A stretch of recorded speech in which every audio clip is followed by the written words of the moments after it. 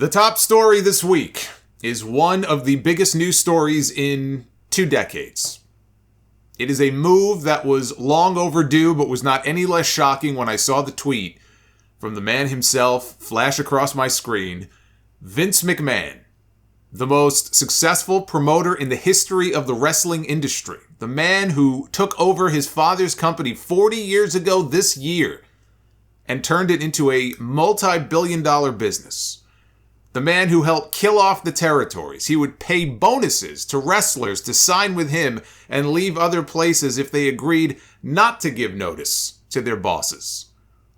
The man who created WrestleMania. The same man who was ashamed of the word wrestle, even though it was in the name WrestleMania. You knew that had to drive him fucking nuts. But a man who seemed to be ashamed of the word wrestling, or to be thought of as a wrestling promoter. He would always say, I'm not in the wrestling business. I'm in the entertainment business. I'm not a wrestling promoter. Like it was some kind of dirty word. And the man who used to openly boast on television about being a genetic jackhammer and would make out on TV with the, apparently not just on TV, but on TV with the women on the roster, ends up being done in by that very same jackhammer. It was 28 years ago yesterday that he was acquitted in his steroid trial. He beat the federal government. He's been beating his chest about that now for years and years. But $12 million in hush money payments to 4 different women and more stories likely to come out proved to be too much for Vince McMahon, who on Friday announced that he was retiring from World Wrestling Entertainment. Not only retiring as the chairman and CEO of the company, but retiring as the head of creative as well. All of it. Gone. And now, for the first time, real change becomes possible in WWE. And I cannot overstate how big of a deal that is. After the stock market closed on Friday, McMahon tweeted the following. At 77, time for me to retire. Thank you, WWE Universe, then, now, forever, together. Hashtag WWE, hashtag thankful. And I was so taken aback from the suddenness of the news, and it was coming at 4 o'clock in the afternoon. I thought maybe he was hacked. I had to go to the WWE corporate website to know for sure, and sure enough, there it was. An official statement from Vince on his retirement that read as follows. As I approach 77 years old, I feel it is time for me to retire as chairman and CEO of WWE. Throughout the years, it has been a privilege to help WWE bring you joy, inspire you, thrill you, surprise you, and always entertain you. I don't know about that. I would like to thank my family for mightily contributing to our success, and I would like to thank all of our past and present superstars and employees for their dedication and passion for our brand. Most importantly, I would like to thank our fans for allowing us into your homes every week and being your choice of entertainment. I hold the deepest appreciation and admiration for our generations of fans all over the world who have liked, currently like, and sometimes even love our form of sports entertainment. Our global audience can take comfort in knowing that WWE will continue to entertain you with the same fervor, dedication, and passion as always. I am extremely confident in the continued success of WWE, and I leave our company in the capable hands of an extraordinary group of superstars, employees, and executives. In particular, both chairwoman and co-CEO Stephanie McMahon and co-CEO Nick Khan. As majority shareholder, I will continue to support WWE in any way that I can. My personal thanks to our community and business partners, shareholders, and board of directors for their guidance and support through the years, then, now, forever, together. Now, he also sent an internal memo to talent, which some talent leaked, and this is what the memo said. To all WWE superstars, as I approach 77 years old, and then he put in parenthesis, OMG, am I really that old? I feel it's time for me to retire. I have thoroughly enjoyed sharing my passion, wisdom, and love of the business with you. No longer will you see the smiling, docile, level-headed, calm presence at Gorilla every week. Your dedication to WWE will ensure that our company will continue to grow and prosper. Our organization is nothing without you. You are WWE's only natural resource chosen to perform in front of a global audience. You are all WWE Global Ambassadors. Carry the WWE flag wherever you go, wave it high and proud, and bust your ass to be all you can as a person and a performer. One other thing, I won't be with you, but I'll be watching. Remember to keep your hands up, grab a hold, and sell. Maybe he's got a future as a coach at the Performance Center with that kind of advice. Or maybe he could open his own school. I honestly don't know what the man is going to do with himself now. I mean, maybe he'll run his own shadow government behind the scenes, texting Stephanie about everything that he wants her to do. A lot of people are still not convinced that Vince McMahon is truly gone or that he is going to stay gone. That's the bigger question. Is he going to stay gone? And they have every right to be skeptical about that, and they have every right to feel that way. What happens when the heat dies down? What happens when this investigation is over? What happens if nothing else comes out that is overly damaging and a period of 6 months or a year go by? What happens then, right? These are all valid questions, right? Can he actually stay away?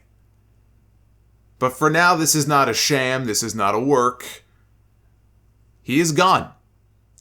Now, he does still own the majority voting power with his shares of the company, but if you take what he said at face value, he's going to leave the company in the hands of others, and he'll be around if they ever need his help in any way.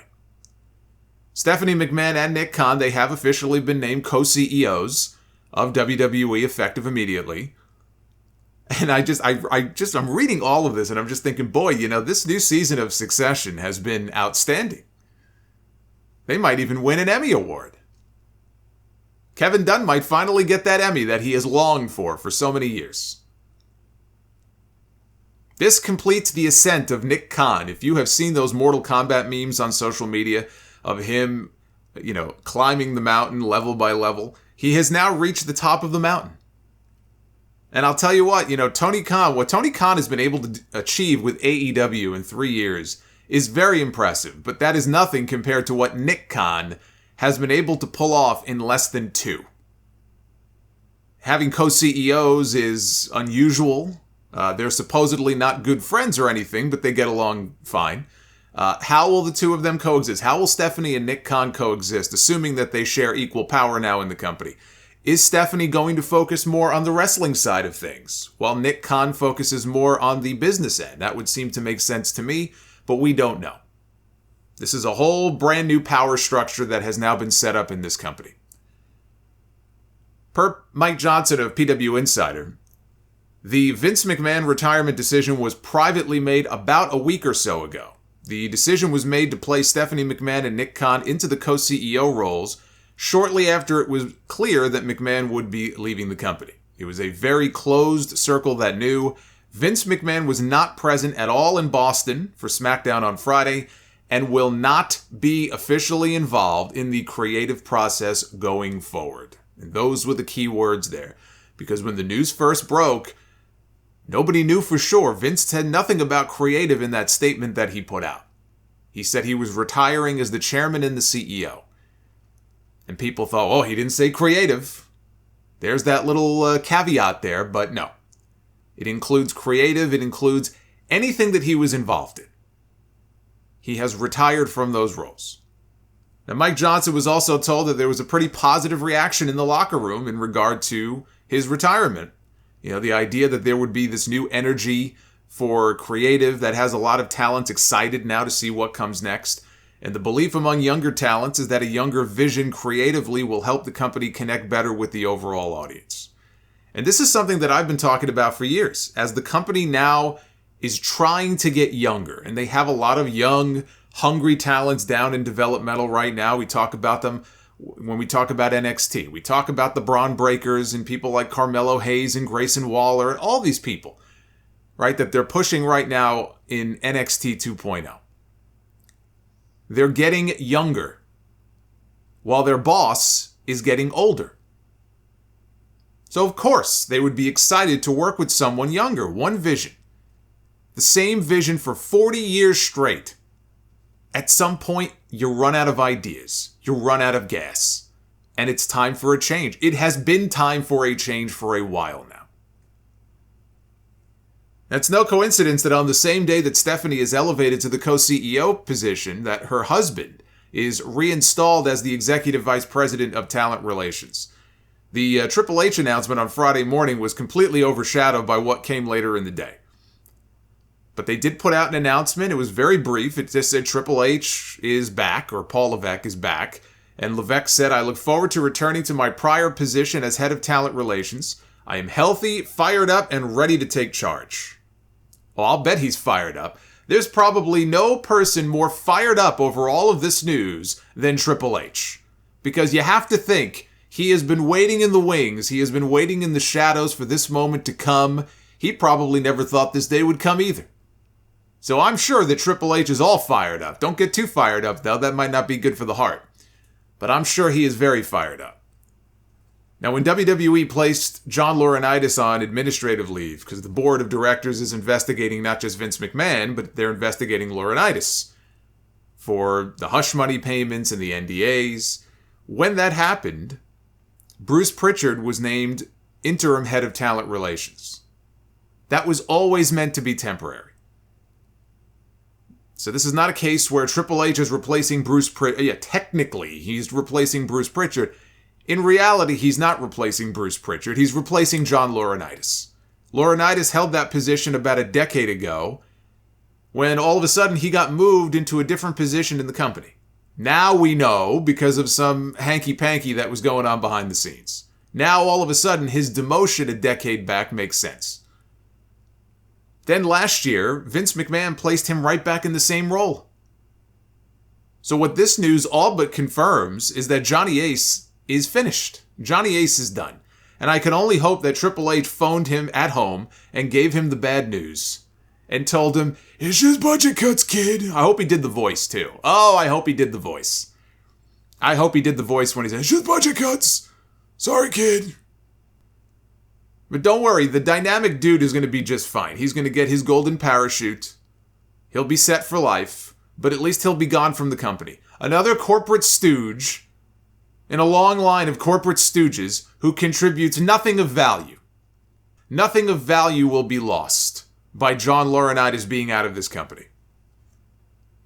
But this timeline of events is really something, right? So let's go back to last fall, right? SummerSlam is over, right? We're heading into Labor Day. We're heading into this period now, this NXT relaunch that's about to happen, but nobody knows about it. It kind of came out of nowhere. Triple H gets sick. And then he watches them dismantle his team and take his baby away from him and tear it down brick by brick. Stephanie then announces months later that she's taking a leave of absence from the company. Then the news is leaked to the Wall Street Journal about her father and the $12 million in hush money payments that we know of, $12 million, paid out to 4 different women. Vince McMahon then temporarily steps back as the chairman and CEO, and suddenly Stephanie McMahon, who had just announced that she was taking a leave of absence from the company, reappears as the interim CEO, which is now a permanent position, and her husband is back as the head of talent relations. The end result of this is basically Vince McMahon stepping down while his daughter and his son-in-law end up running the company after all. Because that was always a foregone conclusion, I think, in the eyes of a lot of fans and a lot of the people who worked in the company, that one day, Triple H and Stephanie, not Shane, it would be Triple H and Stephanie who were going to ascend to the throne, the king and queen of WWE.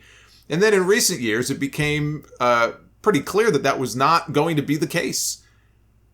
And things that happened over the last year and a half would indicate that just the opposite was going to happen. Triple H was almost being pushed into the background. Part of it, obviously, was his health. And I'm sure part of it also was the fact that, NXT failed in the whole head-to-head deal with AEW, and that didn't make Triple H look very good. I'm sure that didn't really ingratiate him very well to his father-in-law. That didn't help.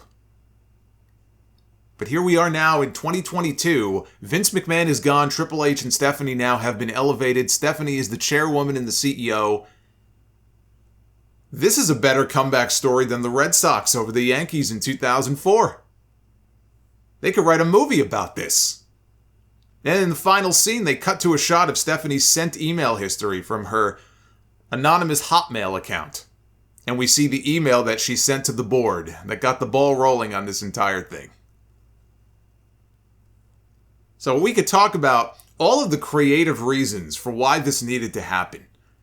But let's not forget the real reason, before we even get into any of that, let's not forget the real reason why this is even happening. Vince McMahon did not look in the mirror one morning and see wrinkles and think, boy, you know, I'm getting old. Maybe it's time for me to step aside. You think he woke up on Friday morning and looked in the mirror and saw wrinkles? Well, of course he didn't see wrinkles. He Botoxed himself into oblivion.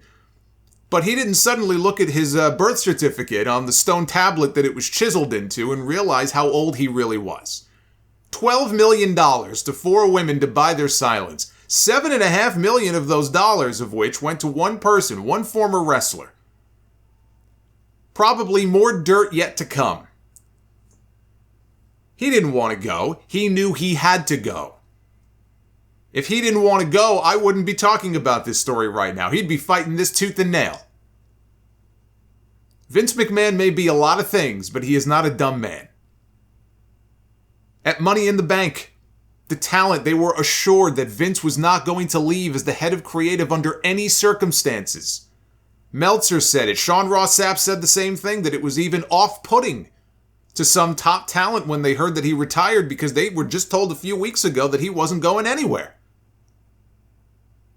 Go back even a few weeks before that. Go back to when the first Wall Street Journal story broke last month, and there he is. He popped up on SmackDown. He comes back through the curtain, and the first thing supposedly that he shouts is, "Fuck him." Fuck him. You know exactly who that was aimed at. We go from that to suddenly him announcing his retirement. Did not even wait to get through the Madison Square Garden show on Monday, right? Madison Square Garden, WWE's home base, big show, right? Vince McMahon has even been to house shows at Madison Square Garden. He doesn't go to house shows typically. So MSG is a very important building to him and his family for so many years. Didn't even wait to get through the Madison Square Garden show tomorrow night. We have Summerslam coming up in less than a week. He wasn't even backstage on Friday to say goodbye. That's how sudden all of this was. So you know that something bad must be coming. Or they think that something bad must be coming, and he knew that too. Stephanie opened SmackDown on Friday night and led the crowd in a "Thank you, Vince" chant, and then she disappeared and she was never seen again. I always figured, when or if the day ever came that Vince actually did step down and he handed over the keys to the castle, they would throw a fucking parade for him. They would build a statue for him. All he got was a quick thank you chant, a quick chant in the ring. That was it. It was a very subdued goodbye because they know what's coming. Or maybe they don't know, and that's what makes it even scarier. The man is still under investigation. Who knows what might be coming out? So they decided, you know what, maybe now isn't the best time to be throwing a ticker tape parade for this guy. There are a lot of rumors that there's another potentially even more devastating Wall Street Journal story about to drop. They've been reaching out to a lot of former female talent that have worked for the company. HBO Real Sports has also been working on a piece. They've been reaching out to former talents. Maybe the board investigation has turned up other stuff that we don't know about. Whatever it is only going to get worse. That is the betting line. That it is probably going to get worse. It is probably not the end of the stories. This is something that had to happen to spare his company any further embarrassment. That is why this decision was made. Question now is, what does this mean for the future? CM Punk once said that the company would be taken over by Vince's idiotic daughter and his doofus son-in-law. Well, that day has arrived. And as I said the other night, I am rooting for the idiotic daughter and the doofus son-in-law. Because even though they're keeping it in the family, for the first time, we will truly get to see how different their vision really is from Vince McMahon. I saw the way that Triple H booked NXT for years. I was a huge NXT fan. I was a huge fan of the black and gold era for so many years, and the takeovers and the people they brought in, even some of the talent that they built from scratch. Even though it was mostly indie guys that he brought in, it was a nice mix of talent. NXT for a while there was the best weekly television the WWE was producing. So I watched the way he booked that show for years. He is not a mini Vince like Bruce. I know that there are decisions that Vince McMahon has made over the years that he disagreed with. It had to drive Triple H nuts on the inside, especially when it came to some of the talents from NXT that he helped build up. And then he would see what happens to them when they get called up to the main roster, or they get called up and there's no plan for them. It was Triple H once upon a time on a media call, who said, we don't want to call anybody up unless we have a 6-month plan for them. So what do you think was going through his head every single time they would call up somebody from NXT? And it was only a matter of days or weeks before they didn't know what to do with them. They got bored of them. How do you think that made him feel? Right? You know that there were countless times that Triple H, of course, he wasn't going to say anything out loud, but in his mind, it had to drive him fucking nuts. Stephanie, it's been 20 years since she was made the head of creative writing in WWE. And a lot of people, would look back on that, and I've talked about Chris Kresge before. Chris Kresge was a writer they brought in, and in that period, the year 2000, he would storyboard stuff because he worked in television. He came from a world where that's what you do, right? You're writing storylines here, and let's storyboard everything out. And he was mocked for it. People behind the scenes would make fun of him for it. 2000 was probably the greatest creative year in the history of that company. And it was after he was taken out of the position, and then he passed away a few years after that. But he had been taken out of the position. He was replaced by Stephanie. And then Stephanie eventually was elevated to the head of creative writing, and she was overseeing her own writing team. All of that was 20 years ago. That was a long time ago. But she was the head of creative under her father. That's the key. And now he is gone. And we are going to have a chance to see what her vision is based on who ends up running the creative end of things. Stephanie is not going to be in the writing room putting pen to paper writing these shows herself, but who she ultimately gives that authority to, who she trusts to be the one to write these shows and write these storylines, they're going to have to answer to her. Ultimately, it is going to be, at least partially, her vision. Bruce Pritchard and Ed Koskey, they were in charge of the show on Friday. They were reporting directly to Triple H. Change is not going to happen overnight. Anybody who's expecting that we're going to go to Madison Square Garden for Raw tomorrow night and it's going to be a whole new world, everything's going to look so different and vibrant, and they're going to push the reset button. That's not what's going to happen here. They are not going to push the reset button like WCW did years ago, strip everybody of the titles, and just start from scratch.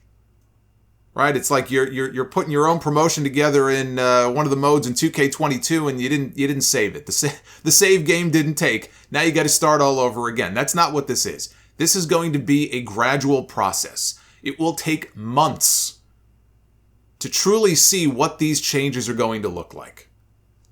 Bruce Pritchard is not a Stephanie McMahon guy. Bruce Pritchard is a Vince McMahon guy. Bruce is not the answer. He can join Johnny Ace. You know who else can join Bruce Pritchard and Johnny Ace? Kevin Dunn. Kevin Dunn is on borrowed time. That's always been the story. That Kevin Dunn has never been a Triple H and Stephanie guy. And that when Triple H and Stephanie one day took over the reins, they would install their own people. They would want to bring in their own team, which makes total sense that they would want their own people in there.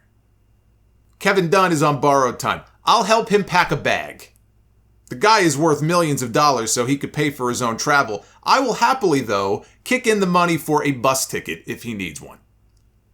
Get him the fuck out of there. He's part of that whole old boys network that doesn't need to be there anymore. As if he's the only person who can produce television in the entire world.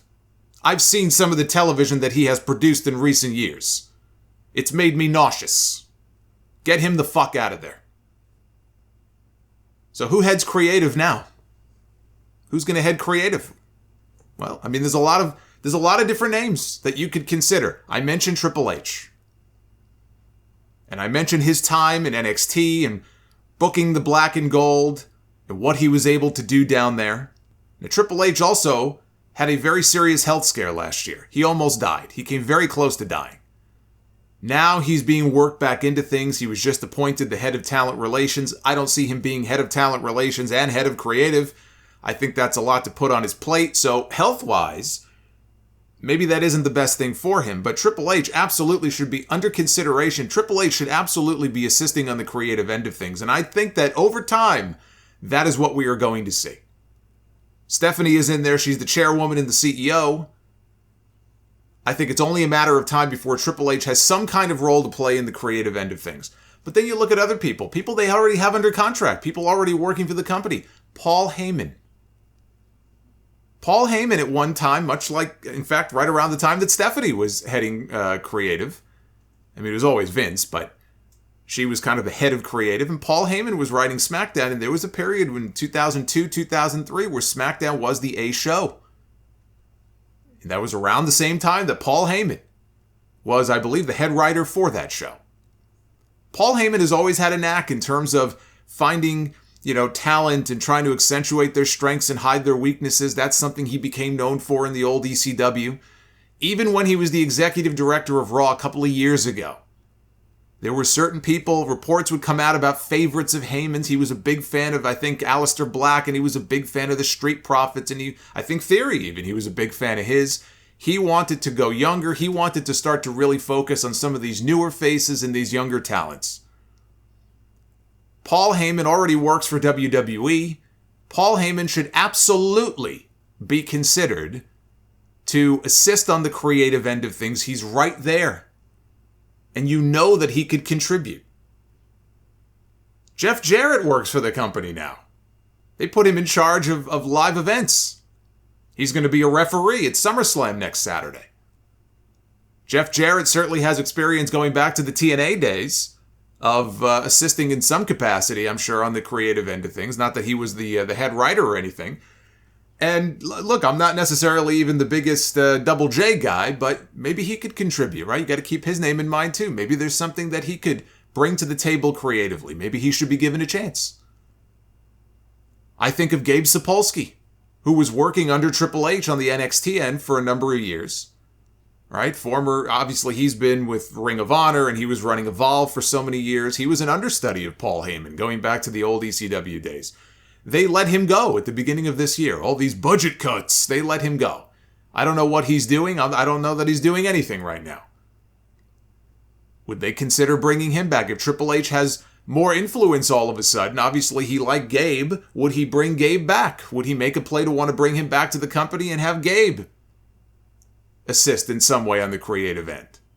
Is a creative by committee, is that the way to go? It could be a little messy if you have a whole committee of 4 or 5 different people all competing with each other, but maybe that's the way to go. I don't necessarily see there being a situation ever again where creative is run by one person. So I think you are going to end up with at least 2, if not more, different voices. What the final makeup of that creative hierarchy is going to be, that's going to be one of the most interesting stories to follow. I don't have the answer, but the names I just mentioned, I think all of them you would have to think would be under consideration. And some of those names, if they're not under consideration, should be under consideration. You also have to consider this. What does this mean for someone like a Brock Lesnar, who reportedly walked out of SmackDown on Friday hours before the show? And yes, I saw all the people online, oh boy, all the dirt sheets got worked because they said he walked out, and there he was at the end of SmackDown, as if they couldn't, of course, reach him by phone and try to convince him to come back to the building. I mean, I guess that would be an impossible thing to believe in. I'm sure it's just all the dirt sheets conspiring again just to make up a story. I swear, there are wrestling fans who are some of the dumbest people that I see on social media. And I see a lot of dumb people on social media. But there is a certain segment of the wrestling population that, holy shit, are they as dumb as a box of fucking rocks, some of these people. So Brock Lesnar walked out of SmackDown. It's hours before the show went on the air on Friday night. Eventually, he did return, and they were able to smooth things over, but he was said to not be very happy about Vince retiring. He saw it as him being pushed out, and he said something to the effect of, if he goes, I go. Although he may have said it, in a more colorful way than I just did.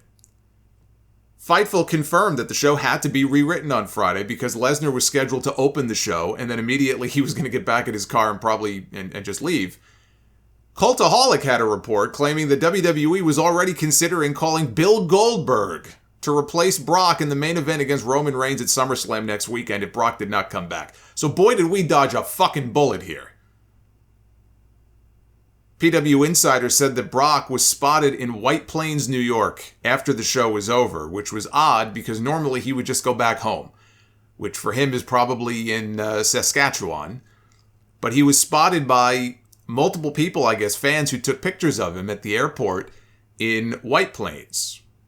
And the significance of White Plains is that evidently people will fly into White Plains and then from there they may go to WWE headquarters in Stamford. So is that where Brock went? Did he go to the tower to talk business and try to smooth things over if he wasn't happy? Did he go visit Vince at his home?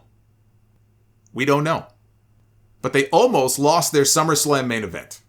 Vince McMahon is probably the only person that Brock works with. Vince is the only one that he deals with directly and negotiates with. He's got that personal relationship with him. When he was on Pat McAfee's show, Brock said Vince was like a father figure to him. But it's a weird hill for him to die on given why Vince left in the first place. If he pulls a stunt like that again, I say let him walk. If he wants to leave, let him leave. And I like Brock. But change has finally come. You don't like that change. There's the door.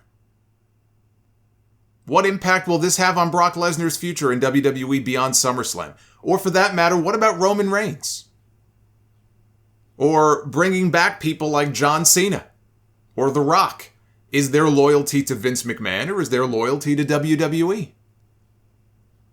What about Sasha Banks and Naomi? I've been asked about that recently. That also is an interesting question. Were there issues directly with Vince McMahon? Or would they be open now if WWE still wants them and wanted to reach out and try to smooth things over? Would they be more open now to coming back now that Vince is gone? Would they have hope that maybe things now would be different, whatever their issues and whatever their concerns were with creative? Might this be something that kind of changes the whole situation and results in them coming back and staying with WWE after all? You know, what about people from other companies, people that are in AEW right now? People always asking me, who's the next guy after Cody to make the jump? Who's the next big name to go from AEW to WWE? We always hear about people going from WWE to Tony Khan's company. What about people going from Tony Khan to either back to WWE or to WWE for the first time? Because it's going to happen. Cody is not going to be the only person. Could it be MJF? Could it be Wardlow? Could it be somebody we're not thinking of? It'll be somebody. It's not just a one-way street. People hear stories about Vince McMahon. Maybe you work for AEW. Maybe you're on the smaller side. You don't think you really ever have a shot. Now Vince is gone. That changes everything. What impact might that have on people who work in other companies who might have been leery or they would have been against the idea, or maybe they worked for Vince at one time and things didn't end well and so they wanted to get away from him? Well, now he's gone. You don't have to worry about that anymore. What about the impact on the stock price? The market didn't seem too upset after hours on Friday. I mean, this news broke right after the markets closed, but didn't look like they seemed all that upset about it. It's always been a question. How will Wall Street react when the day comes that Vince McMahon, is dead? Nobody expected he would ever retire. So the question was, when Vince dies, what's going to happen with the stock and the stock price? Well, now he's gone. He retired. What impact, if any, is that going to have? The more damning stuff that comes out, it might have made it more difficult for some companies to justify doing business with them. So I think Vince McMahon being gone will have little, if any, negative impact on the stock price. What does this mean for a possible sale? Now more than ever, I think this company is going to be sold, but to who? Whenever people talk about potential buyers, you hear the same names: Disney, NBC Universal, Amazon. I mean, hell, maybe the Saudis will buy it. I wouldn't count out The Rock. I said this on the stream a few days ago. I would not count out Dwayne Johnson. Not that The Rock has anywhere close to the amount of money that this company would sell for. I mean, The Rock, he's a multimillionaire. But this company is not going to sell for any less than probably $5 or $6 billion. The Rock does not have $6 billion. He's not fucking Elon Musk over here. So The Rock himself doesn't have the amount of money it would take to sell. But The Rock is a businessman. He's also a wrestling fan. He has ties to this company. His family, he was born into this. He still loves this. If he can round up enough investors to go in on this with him, I could absolutely see The Rock as a potential buyer. So when we speculate in the future about what company is going to come along and do it, is it Endeavor, isn't it? I think Endeavor is the company that owns UFC right now. We can name all of these companies, all these big media companies. I think you got to put The Rock on that list as well. That would be like the crown jewel for him. Right now he's about to relaunch the XFL, but imagine if The Rock can be owner or part owner of WWE. Now, there's been a lot of reaction to this news from a lot of people within the industry, people that have worked for the company before, wrestlers, executives, former writers. Everybody has been reacting to this news. But the one that caught my eye was Gerald Briscoe. Gerald Briscoe worked for Vince McMahon for decades. Gerald Briscoe was part of his inner circle. And Gerald Briscoe was very disappointed to see all of the people who looked at this as something to celebrate and looked at this as a positive move. And he took to Twitter, and this is what Gerald Briscoe had to say. He said, "Disappointed to see all of you jabronis celebrating the retirement of the man who created a world that gave you so much enjoyment growing up. If Vince never existed, all you marks would have sadder lives than you already do." And as you would imagine, he got quite a bit of backlash for that comment. And it was, I think, about an hour later, all of a sudden, he was back on Twitter and he kind of changed his tone.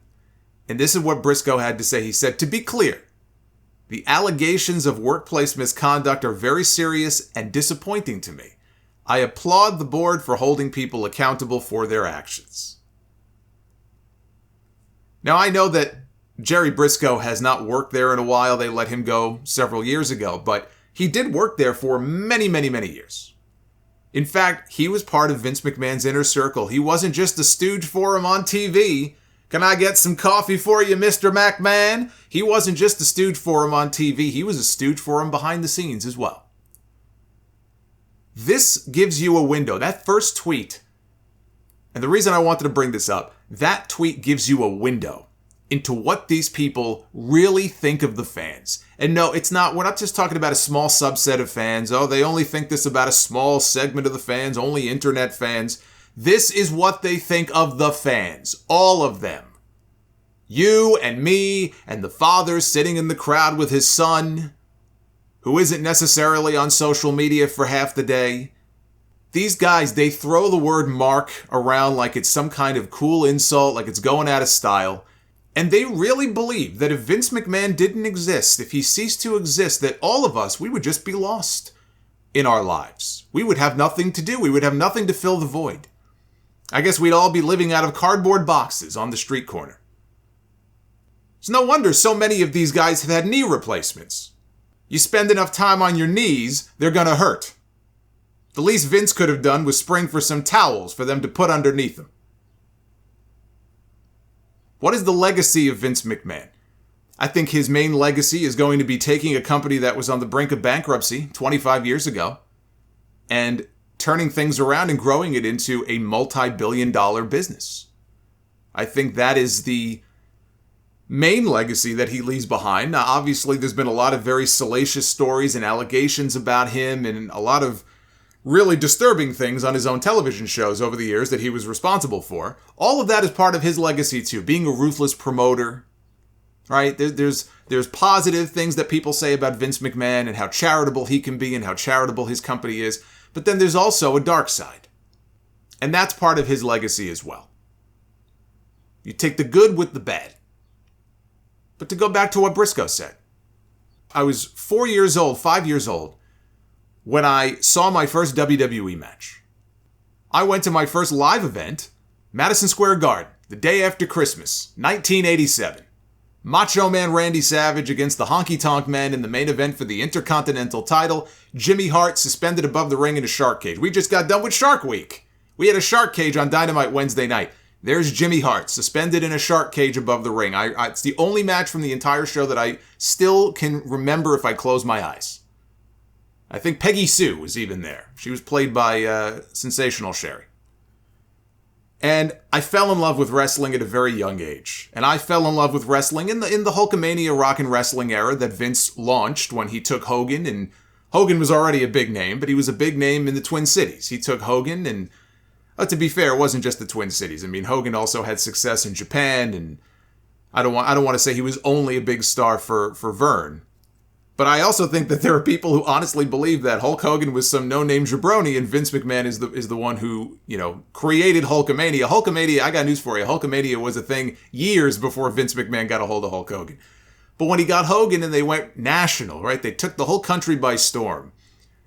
That's when I was really getting into wrestling. So I remember Hulk Hogan and the Macho Man and the $1 Million Man and Andre and Mr. Perfect and Jake the Snake and the Dragon and the Honky Tonk Man and the Hammer, and I can go on, right? I was into it like a lot of kids that age were. And a lot of my friends grew out of it. You get to that age where it's not cool anymore. It's not as fun. You get a little bit older. You either grow out of it or you just grow into it even more. And I fell into the latter. I became even more of a fan of it. Even as business wasn't as good as it used to be, and wrestling wasn't as cool and as hot as it used to be, I was still a wrestling fan. I was still a WWE fan. I was a fan of the product. And I hung in there long enough to see this great Monday Night War period that was so much fun to watch. You had two strong, healthy companies competing against each other every single week. And this whole new wave of stars in the Attitude Era, the Stone Cold Steve Austins and the Rocks. Undertaker obviously was still around. Mankind, Triple H, Kurt Angle came in. They brought more talent in. Edge and Christian, the Hardys, the Dudleys. It was this great boom period in wrestling. It was so much fun. And I was at that age where the product got edgier. And so I was right in that demographic that they were targeting. It's never more fun to be a wrestling fan. Vince McMahon himself became a character, an on-screen character. He went from being the announcer to being the owner. Mr. McMahon, the greatest heel in the history of wrestling. He was a tremendous performer. And I can acknowledge I have a lot of great wrestling memories. And Vince McMahon was running the show back then, and yes, watching wrestling brought me a lot of joy, and I have a lot of great memories from that period. Those days are over. The days of Vince McMahon and his creative prime and the product as it was back then, those days are over. They've been over. They've been over for a very long time. And as a wrestling fan, all I have ever wanted to see was WWE television improve and get better. They're never going to go back to the way they used to be. 20, 25 years ago, 30 years ago, those days are gone. But all I've ever wanted was to see the television product improve, to get a refresh. And that was never going to happen with the writers and the people who work for him playing to an audience of one. Now that audience is gone, and I find myself excited for the future. I am excited to see where they go from here. Vince McMahon went from being WWE's greatest asset to being its greatest liability. And that is why this is a day that should be celebrated and not mourned.